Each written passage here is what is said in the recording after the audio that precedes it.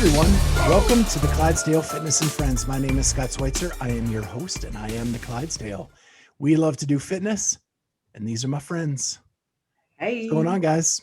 Not a whole lot. We need to thank our sponsor, RX Smart Gear. They are the best jump rope in the business. They have jump ropes that you can customize with your own handles, your own weight of rope, different colors of the ropes, all kinds of things. And you can get 15% off by using the code Clydesdale15, all caps, at checkout and get 15% off that new rope. Also, we are hashtag to road to 1,000, trying to get 1,000 subscribers on YouTube. Our subscribers have slowed. We need you all to pick it up a little bit. But when we hit the next century mark, we will be giving away an RX Smart Gear jump rope as long as you have a public profile and subscribe to our channel. And you can find that at Clydesdale Fitness and Friends podcast on YouTube. I will say I had to email out the customer service this week to ask them a question about some of my previous ropes, and I heard back within a few hours. Yeah, so that was great. Yeah, they're super awesome. Every time I've had to send in a question, I get a response really fast. So yeah, best jump rope in the business, Clydesdale 15, all caps. Make sure you use that at checkout and don't forget, like Kat did one time, and pay full price. It's a hobby of mine. The other thing I want to mention before we get into the agenda for tonight is still have some cups available.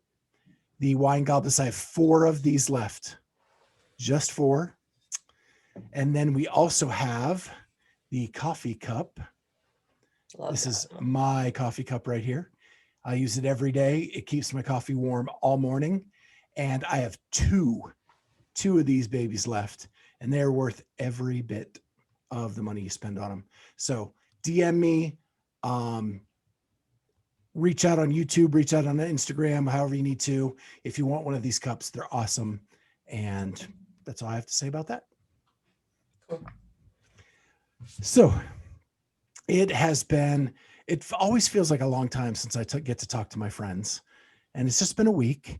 But during that week, the semifinals were announced as to where they were going to be and what partners they were going to go with for the semifinal events for the CrossFit Games season.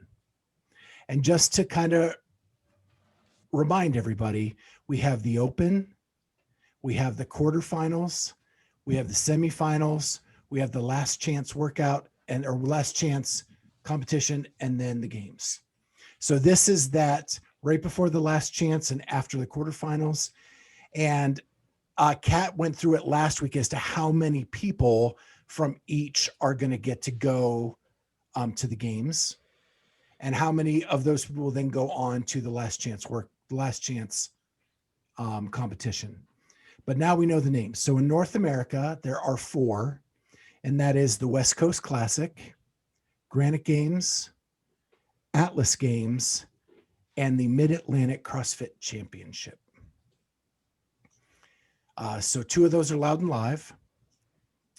MAC has been around they were around for 2 sanctional seasons before getting shut down on COVID last year. And then the Atlas Games were around for 1 year, and then they got shut down. Actually, they were the first sanctional to get shut down during COVID. And the athletes were actually there, ready to go, and the plug got pulled the night before. So these are all existing sanctional events, and they will be the North American contingent. Europe is the German Throwdown and the Lowlands Throwdown. Where the German Throwdown, did it ever get to be held, or was it's a new one? I don't think so. Yeah. Lowlands was held 1 year, and then the COVID year. Then in Oceania, we have and my spell check changed it. It is the Torian Pro? Torian Pro. Yeah. Yeah, that is not what that says. Torian Pro, and it was not a sanctional before. No. It is a big event in Australia, and a lot of people go to it, but it was not a sanctional event. And so I thought that was kind of a surprise in this batch, because there were 2 sanctionals in Australia, And then the Torium Pro is a big event there, but it is very different. Then in Latin America, it's the Brazil CrossFit Championship. No surprise there. They've been around for a couple of years, big event. And then Asia is the CrossFit Asia Invitational, which I think is new. Brand new, and it's in South Korea. It's not even in China. So yeah, huge change for that. Not sure why or how that's going to work, but yeah, big And difference. then finally, we have Africa, which is the Fittest in Cape Town, which they were around even before Sanctional started. They did a year of Sanctional and then got bumped out of the venue by a tennis tournament last year. So they didn't get to hold the event, but they've been around a long time, and that was no surprise in the African continent. So initial thoughts? No, I mean, we'll have to see which ones actually can happen in person and which ones have to maybe switch locations and things like that. You know, I hope they all happen. They probably won't. But it's cool to at least have, you know, a Here's framework, Polly. Polypragmatist is Just back saying. again. I mean, that's not my opinion. I've heard that from, you know, like the Dave Castro himself. Like they're probably not all going to happen. It'll be interesting to see if the contingency plan for not having them makes other people manage them. For instance, let's say MAC can't happen. Okay, Mid-Atlantic CrossFit Championship. It's not a live and loud and live event, but Loud and Live has experience putting on an online competition.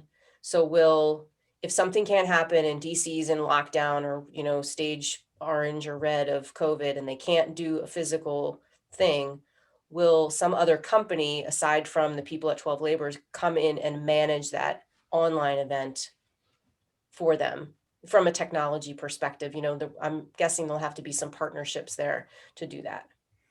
Did I see in our judges? So Kat and I are in the judges Facebook page, and there was a lot of comments going back and forth about this. And I thought I saw that the MAC is now under new management. No. Nope. So I dreamt that. You may have. Okay. All right, cool.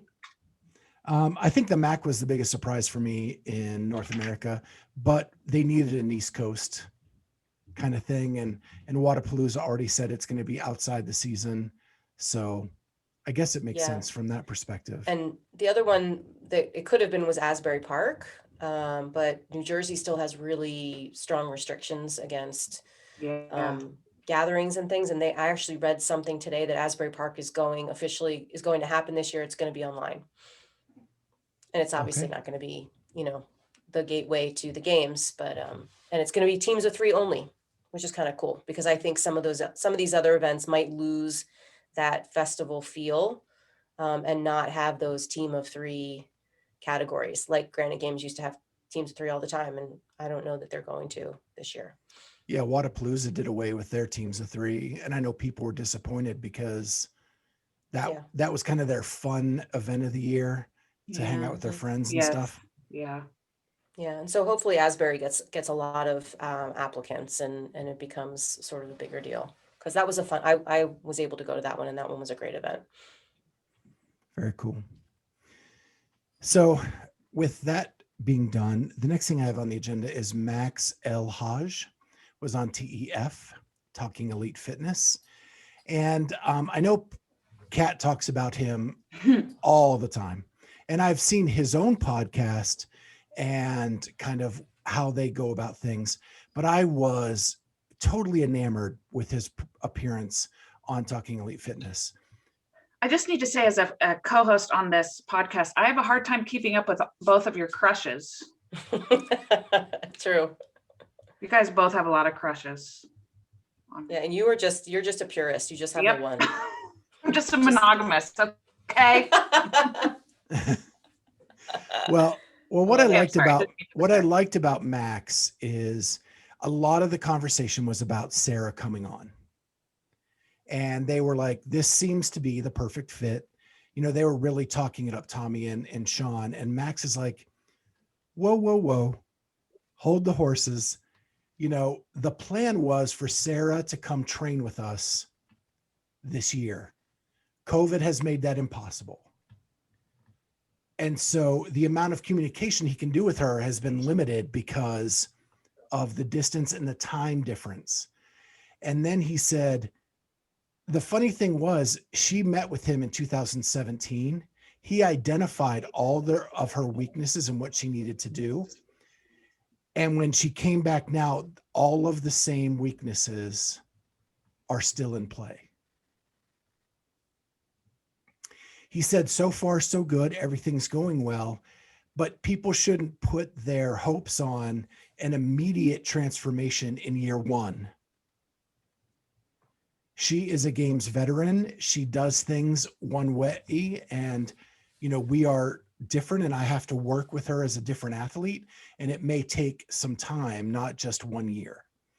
Yeah, it's interesting that he said that too, because I've had conversations with other coaches of hers who have basically expressed the same concern regarding the fact that this is not just like a 1 year Sara project to get her to the top of the podium. Like it's okay, I'm working with her now and it's 2018 and we're looking at, 2021 game season to be like her year. So it's clear to me that she's got, a laundry list of things that she needs to work on. And I don't know that she definitely obviously hasn't cracked the code yet to figure out. And it's frustrating as a fan to know that perhaps she has sort of just squandered away these last few years and not really made any real progress.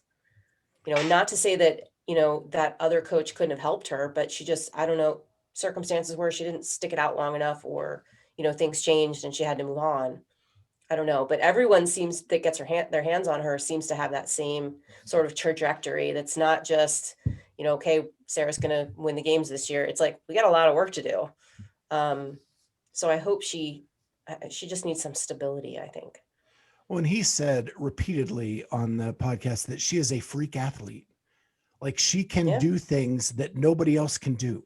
Agreed. And he blatantly said, like, a lot of this is mental. 100%. I mean, she has proven that. But the other part I found fascinating is he works right now with 3 main elite athletes: Sara, Noah, and Travis. Travis Mayer, Noah, why can't I think of Olsen, and Sara. So he was talking about the differences with the athletes. Like when Travis came to him, Travis was not a veteran athlete. He was a brand spanking new athlete. He got him right out of the womb and could work with him from the onset and didn't have to break him of veteran habits. And Noah had a couple years in where there were some habits, but not a ton. And Sara has been around 6-7 years. And there's a lot of things that he has to work through with her. And so they're all 3 of them, while they all are under his tutelage, it's a very different process for each one of them. Yeah. And I love the fact that he actually has hired specialists to work with all of the athletes. He has a swimming specialist, he has an Olympic lifting specialist, and it allows him to do more of that mental kind of conversation piece with the athletes, and the specialists work with them one-on-one in their time. I wonder what kind of background does he have other than coaching? Like, does he have any kind of total badass? I mean, does he have any social emotional training? I'm seriously more of a curious question. Do you know? He was an MMA fighter. Okay. It's not what I was thinking. So, okay. Yeah. I don't know what his training is, but he is super smart. That's the crush. Yes. Yeah. And I think he talks about all the research he's done and data analysis. It's very, he said the problem is one of the things that you need to train an athlete is to not overthink. And think tank is in my name. And I'm known for data analysis and all this other stuff, but it's almost like the athletes need to leave that to him. Right.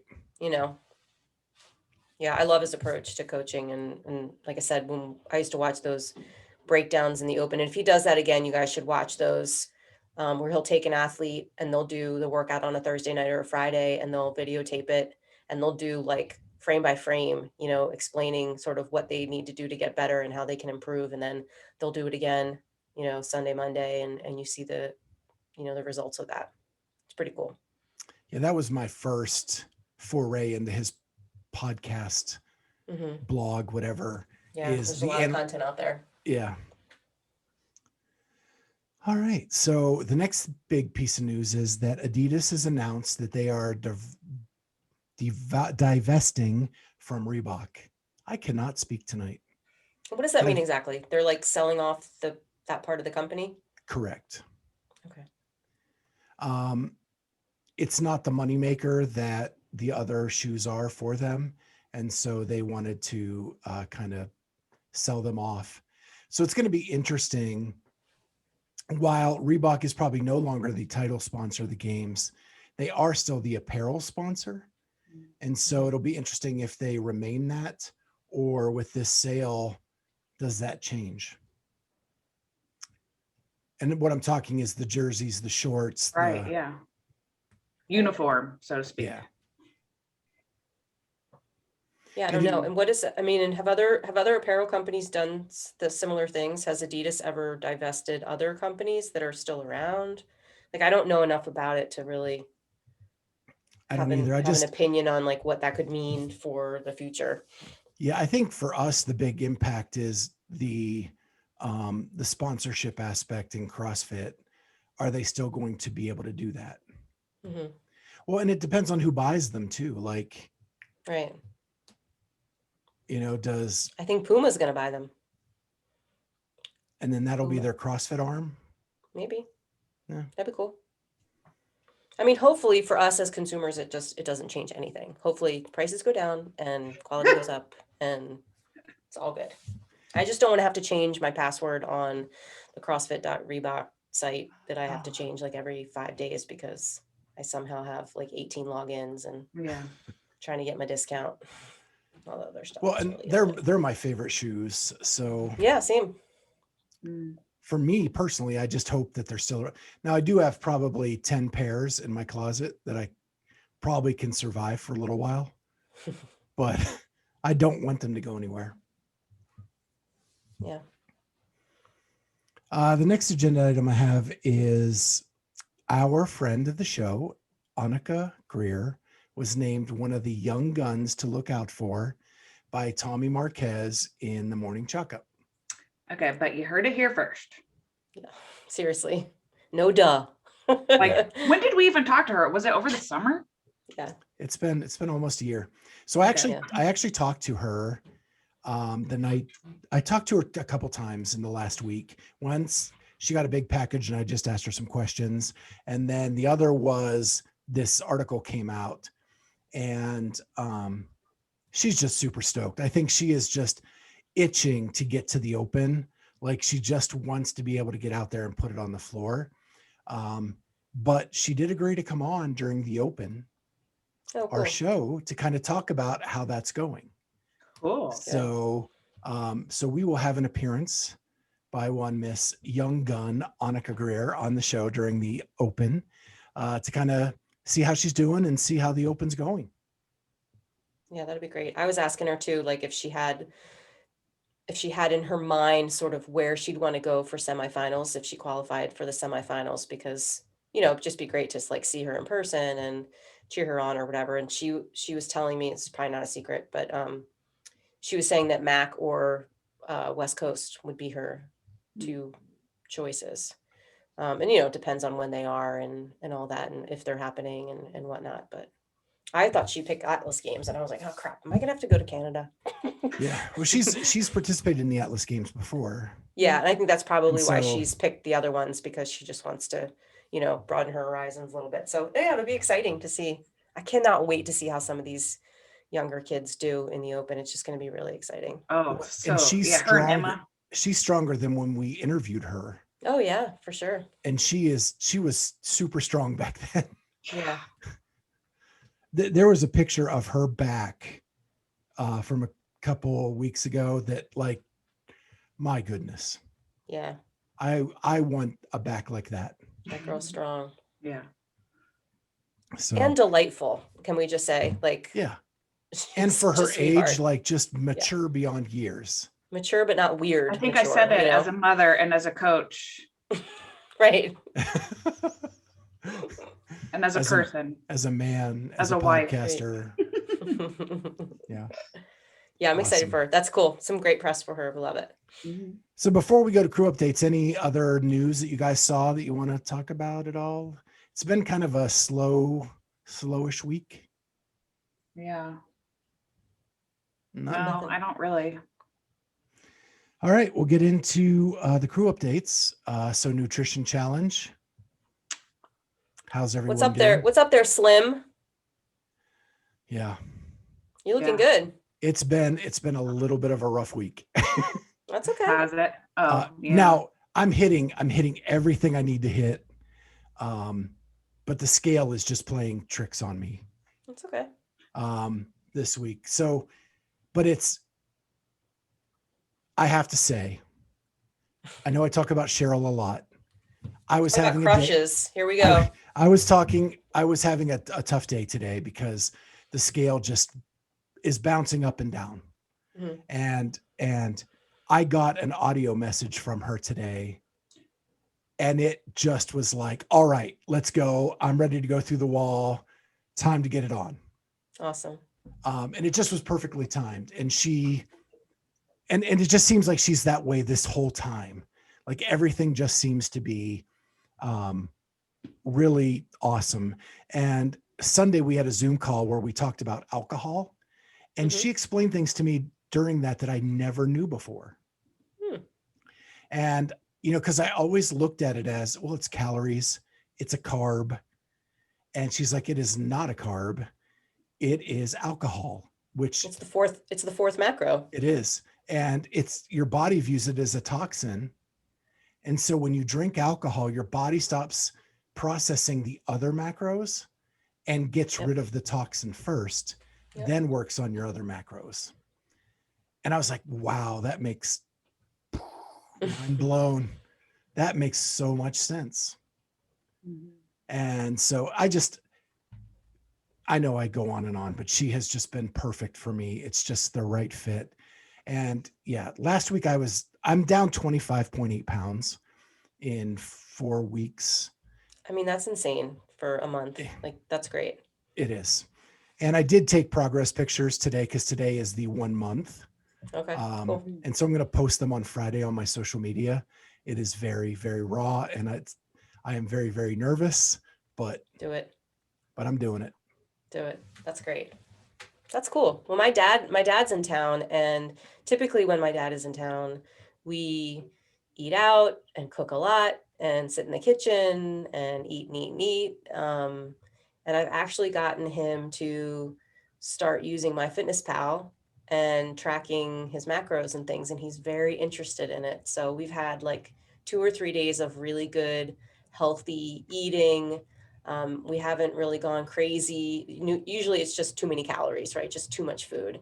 And he's learning how to sort of measure and weigh things when we go out to eat, even though we're still eating out. We're making better choices. And I sort of explained to him, like I explained to a lot of my clients, when you're trying to really sort of buckle down and be a little more disciplined, I find when I first start out, I become very antisocial because I don't want to go to happy hour. I don't want to go out to dinner because it's hard. It's hard to measure. It's hard to keep track. Right. Exactly. Yeah. Now with COVID, right, you have no excuse. But I'm really working with him to figure out, like, he got some curry rice thing at this like Japanese restaurant takeout. And he's like, so how do I track this? And I'm like, all right, we're going to go through and, take some of the ingredients and try to figure it out. It's been really fun. And he's super into it. So I'm very excited for this week that it's not going to be like when I drive into the airport on Sunday, I'm not going to go, oh, now I can start eating better, or, oh, I just like blew it this whole week. So I'm really excited. It's been fun. That is fascinating that you get to coach your dad, right? I know, it's pretty cool. Very cool. I have an update about your teammate and his nutrition that he told me this morning. Okay. He has a bet with his son, who's 7. And his son, well, two of his sons have been like working out at home, like doing push-ups and, you know, that kind of stuff. And they're really good, actually. Like their form's pretty good. And Cameron, his younger one, or the oldest of this crew, started busting his balls saying, Dad, I'm going to have an 8-pack. You know, I'm going to look, you know, better than you. And he's like, Dad, you're just fat or something. And Charlie, you know, got offended. He's like, I'll have an 8-pack before you or something. And so he bet his son 2 toys from the store that he would have an 8-pack in 8 weeks. And I said, so what are you going to do? Stop eating? Right. Because then you won't get your veggie and fruit points from our nutrition challenge if you do that. Right. So that's that. Interesting. And I just want to point out that my hair looks very red in this lighting, but it's not really this red. This is just a new computer and some new lighting. But I mean, I have some red tone, but this is not as red as it looks on this screen today. You legit look like a ginger. It doesn't look bad. It looks good. Yeah, that's just not accurate though. But it's cool. We'll go with it. So how are we doing with points? Who's ahead? Scott, you got the tally? I think you guys are ahead. Just in my head, just thinking about the points. Or just, you know, in reality, we are. It's all good. Redemption. I think what I have 24 this week, 24. Yes. Yeah. And I think I had 26. Charlie had 28. I think Charlie and I had the same. Did you say Charlie had 28? I think so. No, I think we both had 26. We'll have to go back and review the point. I think he was giving you my points. Anywho. Regardless, week 1 you killed us, and we're trying to incrementally catch up. It's gonna be tough. Yeah. I had 28. Scott, you had 24. Charlie had 26. Okay. And I had 26. And you had 26. So Amy and Charlie are washed, and you wiped me out. Yeah, that's okay. I'm getting all the sleep. I missed it last night, but most nights I'm getting like between 7 and 9 hours of sleep. It's kind of awesome. So let me ask you, are you going by your Whoop? Yes. Or are you going by hours plugged in? Your Whoop? Yeah, I mean, my Whoop is more accurate than me doing hours, I would think. Because it tells me time in bed plus time asleep, unless you guys disagree. I have Amy. I'm going with what Whoop says. Oh, is Whoop telling you you're not getting any sleep?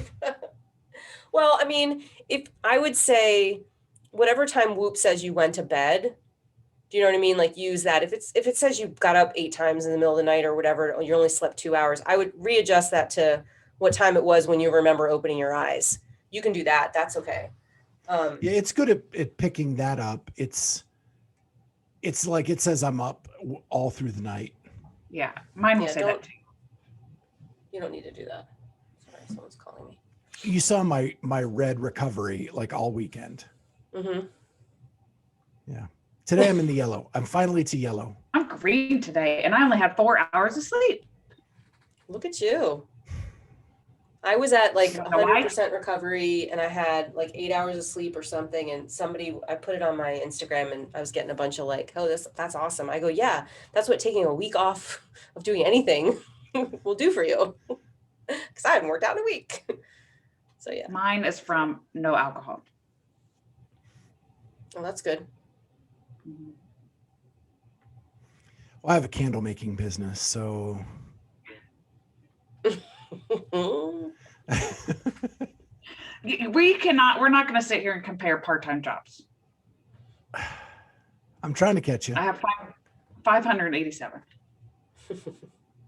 All right. So any good wads this week?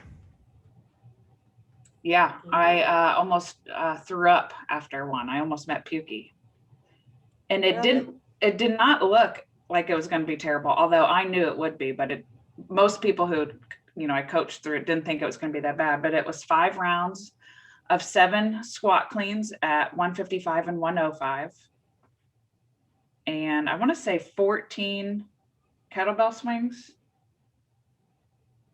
And so I went through it so fast that I felt like sometimes I get like a tickle. Yeah, it was 14.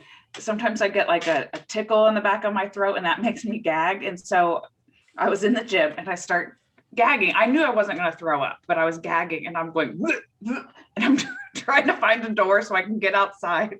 For Schweitzer, remember, it was just like when we did that one workout for the team competition where we had to do like Randy.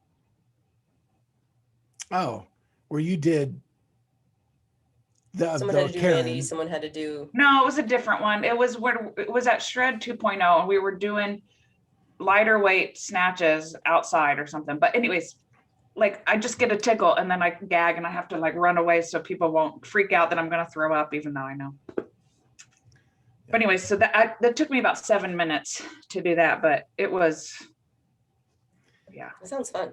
Yeah. Well, during that time, I was probably throwing up myself because you were pushing me to a limit that. Yeah, I do that sometimes. Yeah.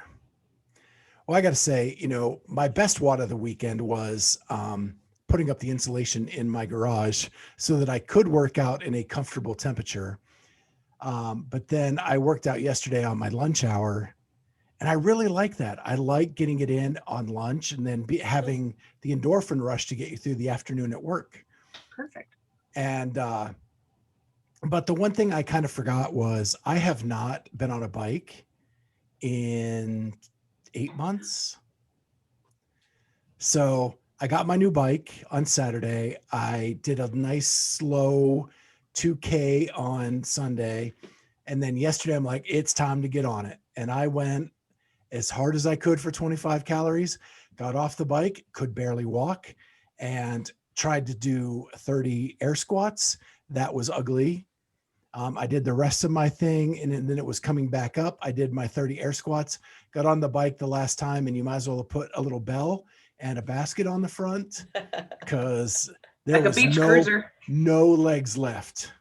That's great. At that point. My quads hurt so bad, but good. It's good. I know that it's doing what it needs to do, and that's probably why my scale is not, because my quads are probably full of Inflammation and inflammation right now. I love it. That's cool. Kat, do you have anything? Not really. No, we did like a thruster muscle up workout today, and we did this like rowing burpee sumo deadlift high pull one yesterday. But I'm 2 for 2 this week. I'm going for 5 this week. We'll see how it goes. All right. So any family updates? I saw your son Cat throw in 90 plus. Yeah, he finally hit 90 miles an hour off the mound. He's so excited. I told you guys he's working with this new sort of coaching group online, and he's gaining a whole bunch of weight and trying to, I say a whole bunch of weight. He already weighed like almost 200 pounds, and he's trying to get up to like 208. But yeah, he's doing good. He's doing real well. And we're just having fun, hanging out with my dad for the week. We sold my stepmother's car today. We took it to DMV. It did not pass inspection. It needed like these little tiny amber lights in the front, such a stupid like violation.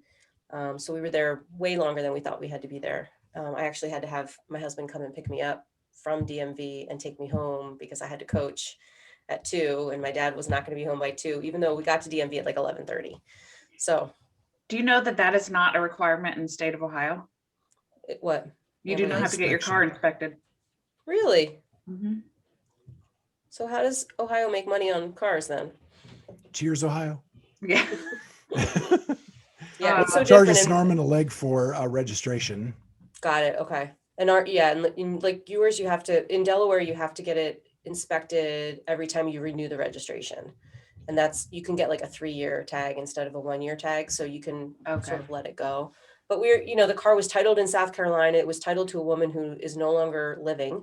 And so like there was all that rigmarole that we were afraid that, my dad had a letter from the probate court saying that he was the, executor of her estate. And that was the part we were most worried about. And then of course, like that all was fine. And then they take it through the lane.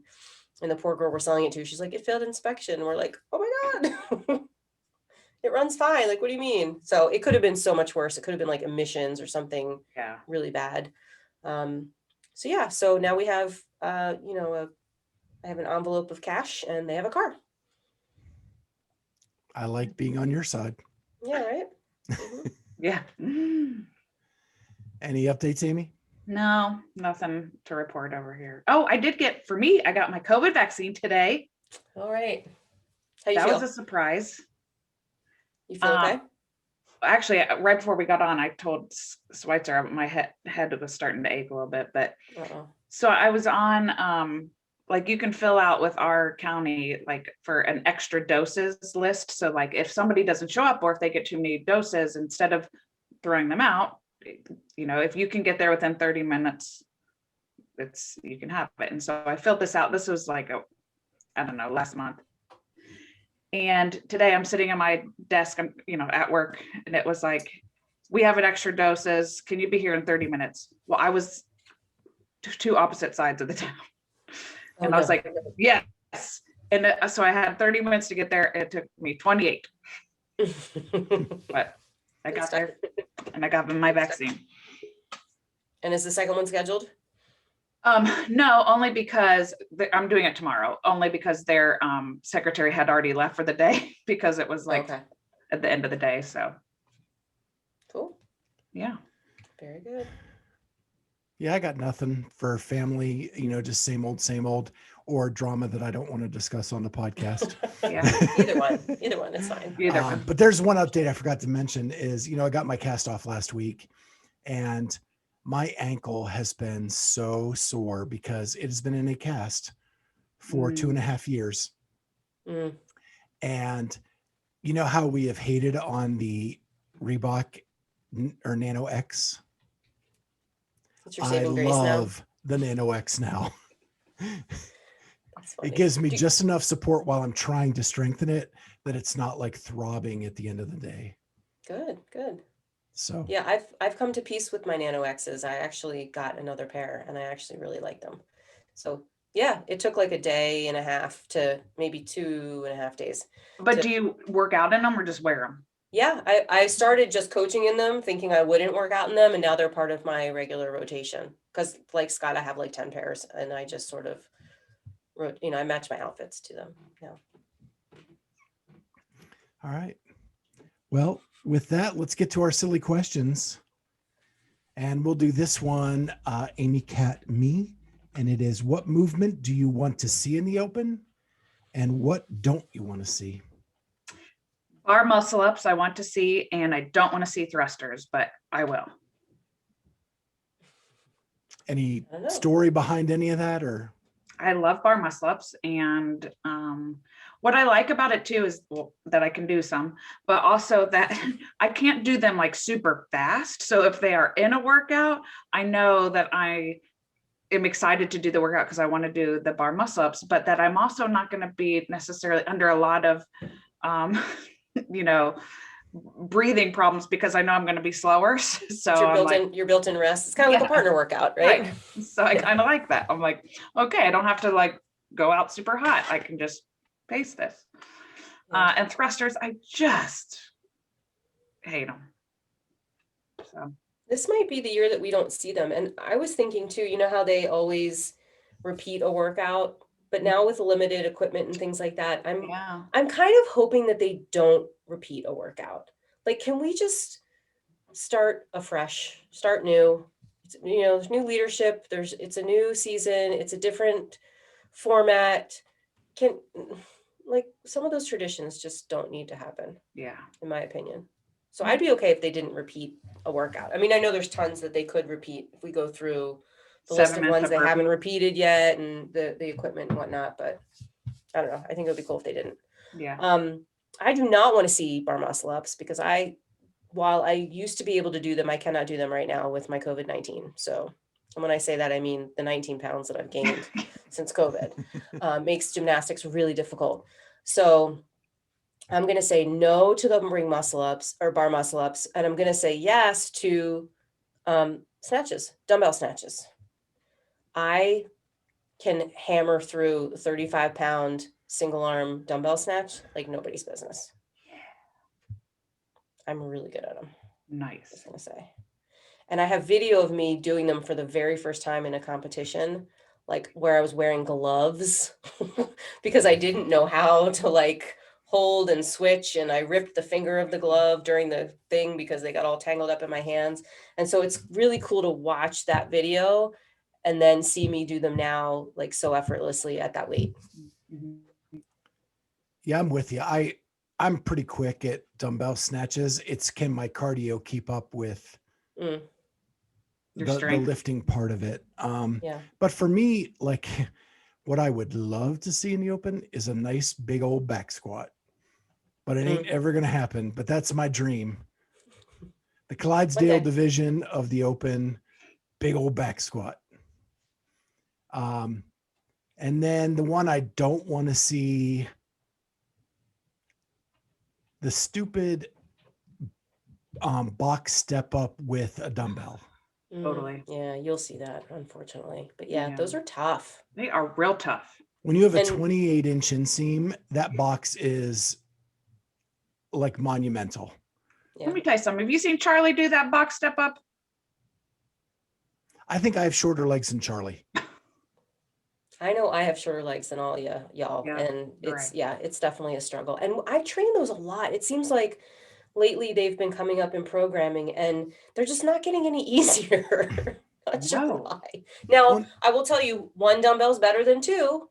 100%. So I think we may be onto something there with just the single dumbbell, because it's just one dumbbell for the open. Yeah. So I'll be okay with that. But yeah, those are tough.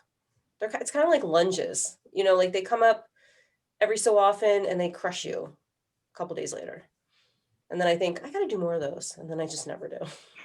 Because they're hard and they crush you. Because they're hard, they crush me. I just got to add to a list of all the other things I need to do more of. All right. So for question 2, we're going to go Kat, Amy, me. And it is, when we get out of COVID, where is the first place you want to go? This is easy for me. A baseball game. In a stadium with a cheesesteak and lots of people. I don't care who's playing. I'm going to go to a baseball game. Gosh, I love that. Mm-hmm. I love a ballpark hot dog. Yeah. Sitting there with a beer. Yep. That's life right there. Amy? Well, mine, I would say I could technically do it now, but I don't. And I don't know, mine's definitely not as cool as Kat's, but when I first thought of it, I was like, I want to go to the movies. Like, I just want to I used to like have dates with the kids, and that would be our little thing, because Scott doesn't really like to go because it's super expensive. But I just would love to have these dates like with the kids and just go and do that. And yeah, I could probably do it now, but we're just trying not to do that. Well, the one thing you can add to everybody's what they want to do once COVID is over is you say what you want to do and you add the 3 words without a mask. Without a mask, yeah. So you want to go to the movies without a mask. Yeah. Well, where I want to go is either Las Vegas or Cookeville or Atlanta. I hear you. And that's a little bit of an inside joke. I want to go hang out with CrossFitters and just see what training's like, see what's going on. And, we've formed some relationships with people in those cities-ish. Well, not Atlanta yet, but the other 2 cities, and hoping that maybe we can make a little trip for a couple of days to one of those. And that's really where I want to go when COVID's over. I want to go see somebody do CrossFit fast. Yeah, I love it. So, all right. Next week's guests. So it is crazy. We have so many people in the hopper, and we have more people coming to interview, but we actually did this interview, 2 months ago? A year ago. Yeah. And so it's one of our favorite people in the world. And he brought along his wife this time. And it is Dex Hopkins and Marilyn Hopkins. Dr. Marilyn Dr. Hopkins. Marilyn Hopkins. And she explains what kind of doctor she is and what that means. And she is super wicked smart. And they are so fun together. They are fun. And their baby, Anna Keaton, turned 1 on my birthday, February 20th, last Saturday. So we are birthday twins. Well, every story has 2 sides to it during this interview, which is really the most fun part of it. Yeah. Because Dex will tell his story and Marilyn will tell the real story. Yeah. That's a good way to put that. And she's been popping up on a bunch of podcasts. I just saw another one, Type 1 Lifting had her on, or at least published the episode of her on. And I'm thinking, hang on, Marilyn, you're coming. We got you. We probably talked to them before she had done any of those other ones, but it's just, the release schedule gets us sometimes, and there are certain things that we need to do that are it's tough timely. Because, and I don't even know if I've shared this with you, there are podcasters that have reached out to me for advice and kind of like mentoring. And Type 1 is one of the people who reached out to me. But he is like the coolest dude. He actually is a Type 1 diabetic, and he sells merchandise that all the proceeds go to juvenile diabetes. Like, it's a really cool podcast. And high tides rise all ships. Absolutely. Yeah. And so, he's a great dude. And I knew he was having Dex and Marilyn on, but he did it separately. And he's a very different podcast than we are. So it's all good. We can all share the love. Absolutely. All right. So, best thing from the internet. I'll go first because I know neither one of you picked this. So my thing is, I was listening to Coffee Pods and Wads with Tasia Persevich, and the host of Coffee Pods and Wads was talking about they were talking about Tasia jumping out of the plane and how crazy that was. And he compared it to the first time he ever bungee jumped. And he talks about they strapped him in and they're like, we have to go to the edge. And then they basically lift the harness to give you a wedgie to lean you out over. And then they let you go when you say good. It took him an hour and a half to make the jump. I love it. And he kept like having a hard time getting, and the way he tells the story, and it's an Irish accent, like I'm rolling, laughing about how many times. And just as he jumps, you're supposed to go head first, because if you don't, it'll whip you around at the bottom. And he forgot that and went feet first. And the guy running the bungee jump yelled the F-bomb. And at that point, he's like, what happened? I'm going to die. Like, and because he went feet first, he heard Velcro tear when it hit the bottom. And of course, just flipped him out. It's so worth the listen. If the way he tells the story is so good. Best thing on the internet this week. That's funny. That's funny. So mine's also a podcast. So the Josh, Matt, Sevon podcast, episode 9, I think it is. I'm only halfway through it.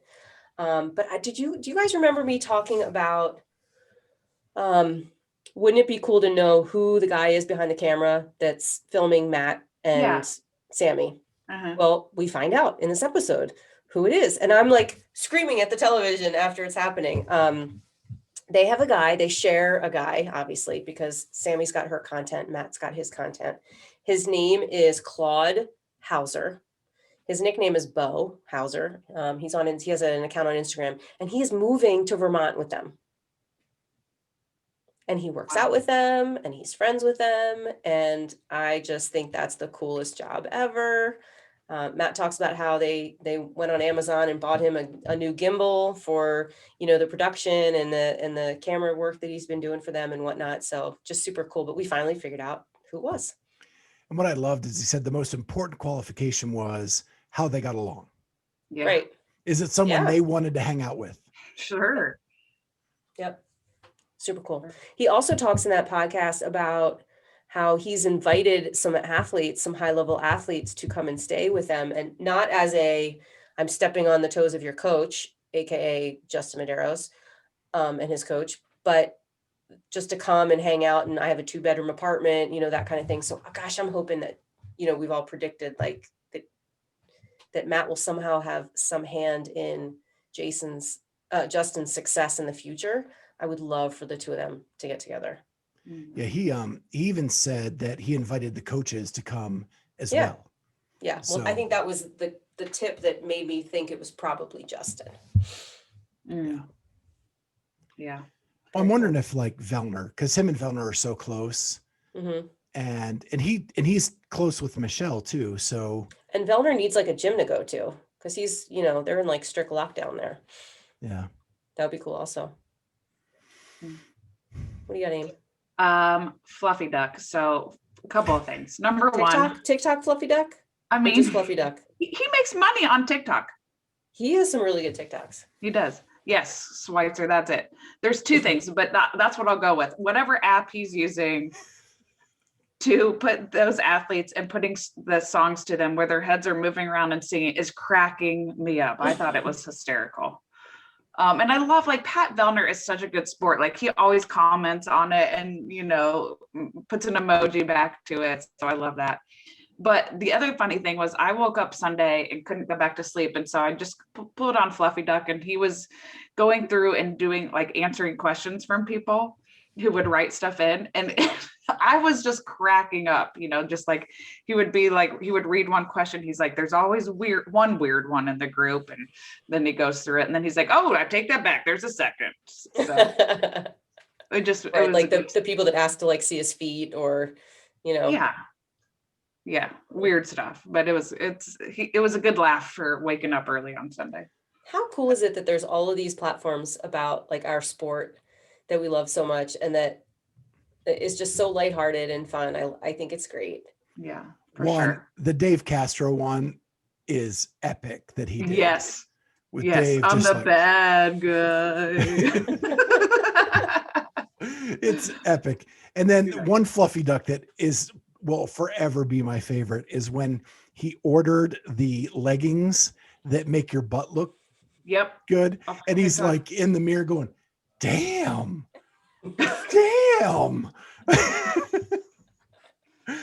That's one of my favorites of all time. For sure. So, well, that is a good week. That is our show for the week. We want to thank our sponsor again, RX Smart Gear. Don't forget to use Clydesdale 15, all caps at checkout. Get 15% off all of your jump rope necessities. And also, I actually saw Annie Sakamoto kind of praising the new Alex Smith grips that RX sells. And so they're on the website as well. So check those out. Again, Clydesdale 15, all caps. No new releases, no special editions, but everything else 15% off. Make sure you like, subscribe, and comment below. We'd love the comments that come in. It helps the algorithm. Hit that like button. Subscribe. Get a chance to win an RX Smart Gear jump rope. And with that, we'll see you next time on the Clydesdale Fitness. Bye.